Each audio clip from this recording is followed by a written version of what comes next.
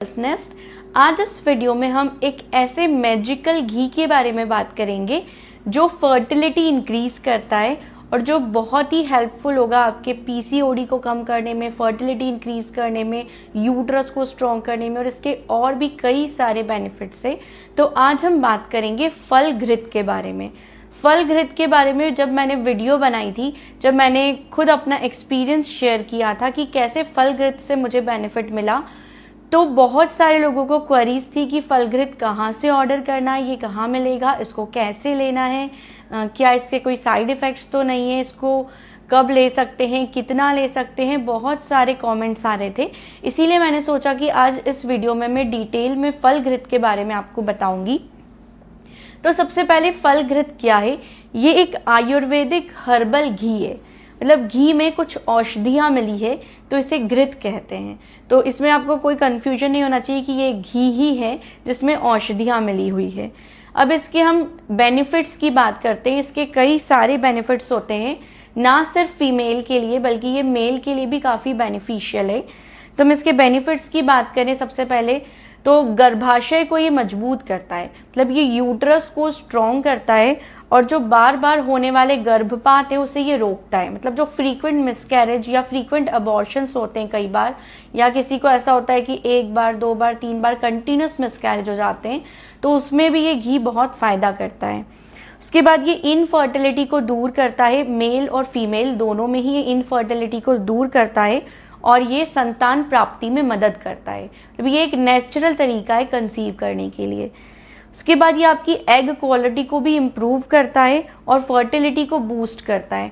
जिसको भी ऐसा होता है कि ये नहीं पता होता, किसी को बहुत सारी फीमेल्स होती है जिसको सब कुछ अच्छा होता है, कोई प्रॉब्लम नहीं होती, वो सारे चेकअप्स करवा चुकी होती है, उनको कुछ भी प्रॉब्लम नहीं है, लेकिन फिर भी वो कंसीव नहीं कर पाती, तो उनके लिए भी ये घी जो है वो बहुत ही फायदा करता है। उसके बाद अगर हम ड्यूरिंग प्रेगनेंसी बात करें तो ये गर्भस्थ बच्चे का पोषण होता है इससे, और वो स्वस्थ और बुद्धिमान पैदा होता है, इंटेलिजेंट लॉन्ग लिव्ड चाइल्ड पैदा होता है अगर आप इस घी का सेवन करते हैं ड्यूरिंग प्रेगनेंसी। लेकिन ड्यूरिंग प्रेगनेंसी लेने के लिए आपको एक बार जरूर एक आयुर्वेदिक डॉक्टर से कंसल्ट कर लेना चाहिए। बिना किसी डॉक्टर के कंसल्टेशन के प्रेगनेंसी के दौरान इसे लेना थोड़ा सा रिस्की भी हो सकता है, क्योंकि हर किसी की प्रेगनेंसी डिफरेंट होती है। लेकिन प्रेगनेंसी के पहले इसके कोई साइड इफेक्ट्स देखने को नहीं मिले हैं। मैंने पर्सनली एक डॉक्टर से पूछ के फर्स्ट ट्राइमेस्टर में इस घी को लिया था, और फर्स्ट ट्राइमेस्टर के बाद मैंने फिर इसे बंद कर दिया था। ये हार्मोनल इम्बैलेंस को नेचुरली भी फिक्स करता है, जैसे पीसीओडी, पीसीओएस में भी ये बहुत बेनिफिशियल है, और जिसको हार्मोनल इम्बैलेंस होता है उनको भी ये घी लेने से बहुत फायदा होता है। इसके अलावा अगर हम फर्टिलिटी रिलेटेड चीज़ों को अगर हटा दें तो ये जनरली भी जिनका बहुत ही लो वेट होता है या जो दुबलेपन की समस्या रहती है फीमेल्स में, उसके लिए भी बहुत अच्छा है। जैसे जब हमें वीकनेस रहती है या मांसपेशियों में दर्द रहता है, तो ये सब जो घी है ये इन सारी चीज़ों में भी फायदा करता है। फर्टिलिटी को तो इंक्रीज ये करता ही करता है, उसके अलावा ये सारी चीज़ों में भी ये घी फायदा करता है। अगला इसका फायदा ये है कि जैसे कई बार ऐसा होता है कि एक संतान के बाद किसी को दूसरा नहीं हो पाता है, कंसीव नहीं कर पाते, वो सेकंड प्रेगनेंसी कंसीव करने में बहुत सारी लड़कियों को दिक्कत आती है, तो उसमें भी ये घी बहुत ही फायदा करता है। और कई बार ऐसा होता है कि किसी को बेबी होने के बाद जस्ट डेथ हो जाती है या कुछ टाइम बाद हो जाती है, तो उन सारी कंडीशंस में भी ये घी को लेने से बहुत ही फायदा होता है। तो इसके ये सारे बेनिफिट्स है, और मेल में भी ये फर्टिलिटी को इंक्रीज करता है, तो ये मेल और फीमेल दोनों के लिए ही बहुत बेनिफिशियल है। अब हम इसके कंपोनेंट्स की बात करते हैं, क्योंकि बहुत सारे लोगों को कंफ्यूजन रहता है कि वो ले रहे हैं तो वो क्या ले रहे हैं, उसके इंग्रेडिएंट्स क्या है। तो मैं एक बार आपको पढ़ के बताती हूँ, आपको समझ तो कम आएगा, मुझे भी इतनी सारी चीज़ों का आइडिया नहीं है कि ये क्या होती है, आयुर्वेदिक चीज़ें हैं, लेकिन फिर भी इसके जो मेन कॉम्पोनेंट्स है, पहला है गिर गौ घृत, मतलब गिर गाय का घृत। दूसरा गौ दुग्ध, मतलब गाय का दूध। शतावर, मंजीठ, मुलेठी, कूट, हर्रे, बहेड़ा, आंवला, अजवाइन, हल्दी, दारू हल्दी, हींग, कुटकी, नीलोफर, श्वेत कमल फूल, लाल चंदन, सफ़ेद चंदन, मेदा, मुनक्का, अश्वगंधा, खरेटी, काकोली और शीर काकोली। ये जो मैंने कंपोनेंट्स आपको बताए ये शांति धारा के फल घृत के हैं जो मैंने लिया था। ये जो फल घृत है शांति धारा का, ये मैंने 100 ml का 500 रुपीज में परचेज किया था और ये थोड़ा कॉस्टली है अगर आप बाकी से कंपेयर करेंगे, लेकिन इसके बेनिफिट्स मुझे मिले इसलिए मैं ये कंपनी का आपको बता रही हूँ और इसी कंपनी का लिंक मैं डिस्क्रिप्शन में भी शेयर कर दूंगी। अभी आपको कितने टाइम तक लेना चाहिए, तो ये जनरली बोला जाता है कि 3 महीने तक आपको लेना चाहिए, लेकिन अगर आप प्रॉपर डाइट और एक्सरसाइज के साथ इसे करेंगे तो इसका जो असर है ये जल्दी भी दिख सकता है, लेकिन फिर भी 3 महीने तक मिनिमम आपको कंटिन्यूस लेना चाहिए। ऐसा नहीं कि कहीं बाहर गए तो आपने इसे लेना बंद कर दिया या स्किप कर दिया। अगर आप ये सारी चीजें अवॉइड करेंगे और एक प्रॉपर फॉलो करेंगे कि आपको रेगुलर बेसिस पे इसको लेना है तो उसका असर आपको जल्दी होगा।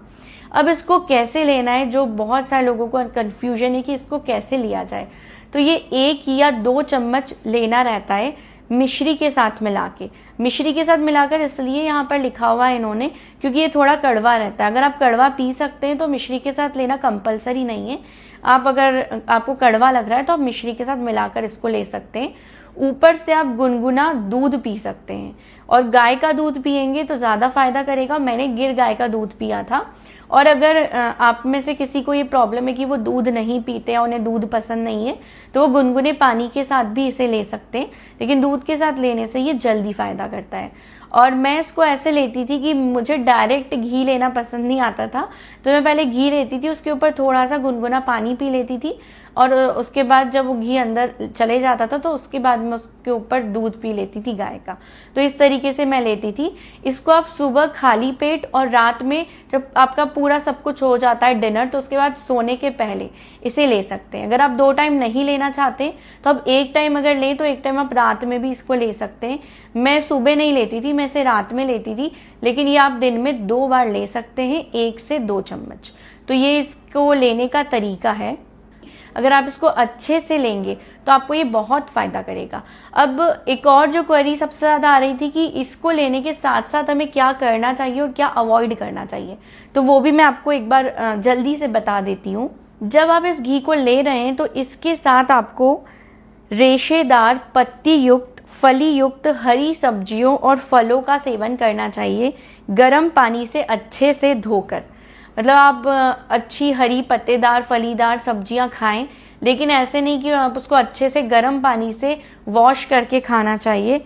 उसके अलावा इसके साथ ही दूध, दही, छाछ और गर्म पानी के साथ नींबू का सेवन भी करना चाहिए। मतलब जैसे बहुत सारे लोग सुबह उठकर गर्म पानी में नींबू लेते हैं, तो वो लेना भी फायदा करता है। उसके साथ ही दूध, दही, छाछ ये भी आपको डेली लेना चाहिए।